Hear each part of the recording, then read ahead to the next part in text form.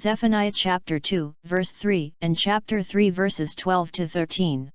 I will leave in your midst a people humble and lowly. Seek the Lord, all you humble of the earth, who have observed his law.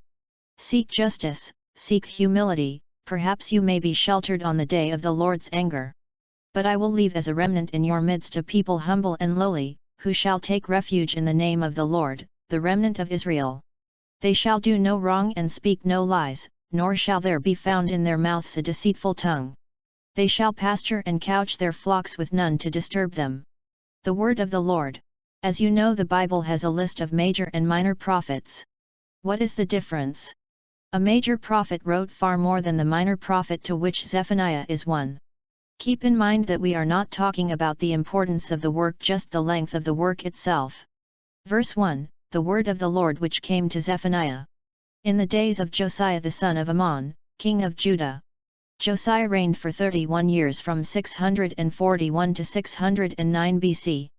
Josiah was instrumental in restoring the temple to prior years. He encouraged the exclusive worship of Yahweh. Any emblem or musical instruments used in the worship of the pagan god Baal was removed from the temple in Jerusalem.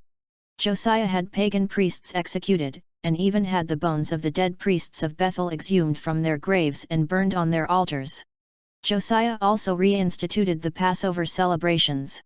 Clearly, Josiah was a champion of the God of Israel. Zephaniah was written around 680 BC. As God's prophet, Zephaniah could only speak the truth. This he did so clearly, when he spoke of judgments and punishment for all who would disobey the Lord.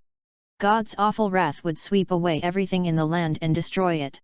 I will sweep away both man and beast, I will sweep away the birds in the sky, and the fish in the sea, and the idols that cause the wicked to stumble. After reading the first chapter of Zephaniah, you would naturally be frightened to death. But in the second chapter he gives you reason to hope. If the humble turns toward the Lord, you might be sheltered from the events of chapter 1. Zephaniah is able to see that the remnant, the humble and lowly of Israel, will be saved and become the center of Israel's restoration. These same people will be marked with poverty and humility, which does not refer to social status but the people's inner attitude towards God. The poverty refers to the inner need for a greater knowledge of God and his desires for humanity.